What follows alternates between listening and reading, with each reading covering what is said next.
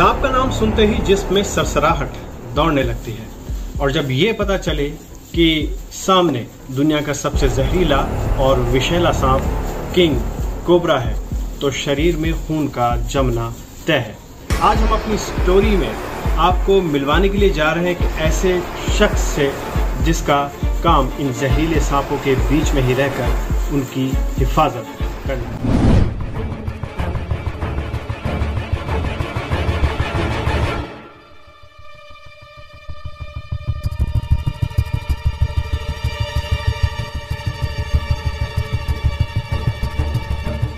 कुमार दीपक उत्तराखंड के Jim Corbett park में Kalagarh sub division में स्नैक रेस्क्यूअर है। सांप कोबरा हो या फिर किंग कोबरा, उन्हें पकड़ना दीपक के लिए कोई बड़ा काम नहीं है।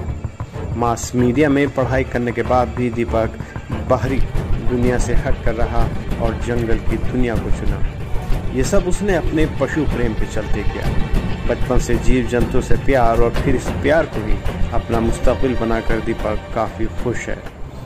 मेरा नाम दीपक है और मैं कालागढ़ सब डिवीज़न में वन्यजीव रेस्क्यूअर के तौर पर तैनात हूँ।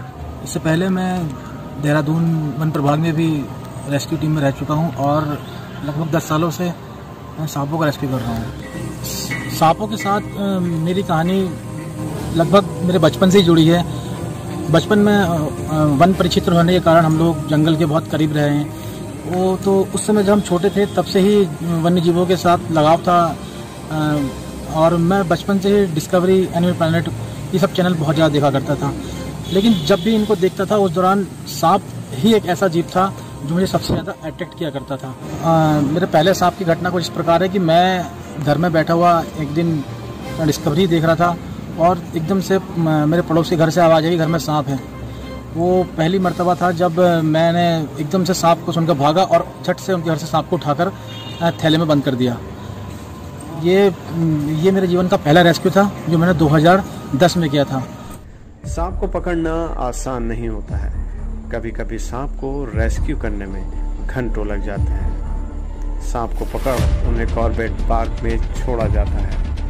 दीपक ऐसे सांपों को रेस्क्यू करते हैं जो जिम कॉर्बेट पार्क क्षेत्र में वन से भटक कर रिहायशी इलाकों में आ जाते हैं। सांपों को बचाना या इनको रेस्क्यू करना इतना आसान काम भी नहीं है। कई बार ऐसा होता है कि हम जब किसी घर में सांप रेस्क्यू के लिए जाते हैं तो सांप बिलों में घुस जाते हैं। इस स्थिति में हम लोगों को ये देखते हुए उसको बचाना होता है कहीं सांप को भी चोट न लग जाए।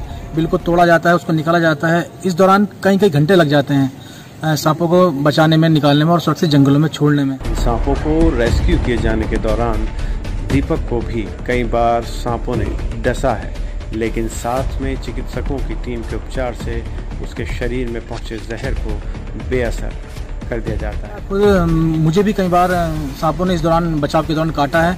हम लोग एहतियातन जब सांप रेस्क्यू के लिए जाते हैं तो अपने पास एंटी वेनम किट को कैरी करते हैं, साथ रखते हैं, ताकि कभी कोई ऐसी घटना घटे तो हमें तुरंत उपचार मिल सके। ये वो है ना दीपक, ये उस दिन था हमारे तरफ।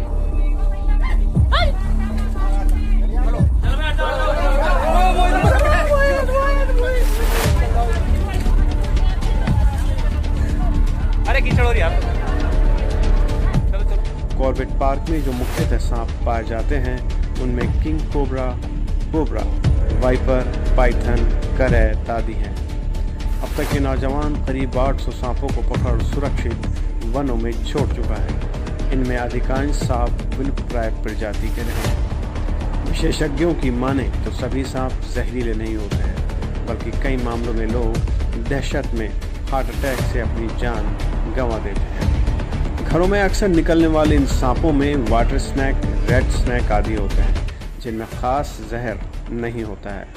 सांप के काटने में अधिकांश मौतें आदमी को डर से होती है। डर के कारण आदमी का जो ब्लड प्रेशर बढ़ता है और उसको हार्ट अटैक हो जाता है।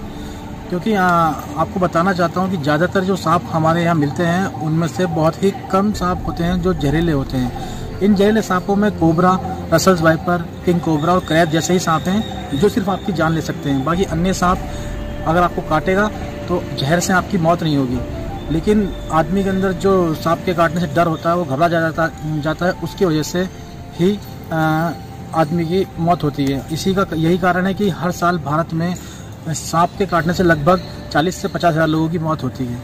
कभी भी सर्पदंश होता है या कोई सांप काटता है तो आप किसी भी तांत्रिक ओझा के पास ना जाएं। इससे समय बर्बाद करने में व्यक्ति की जान चली जा सकती है या लगभग चली ही जाती है।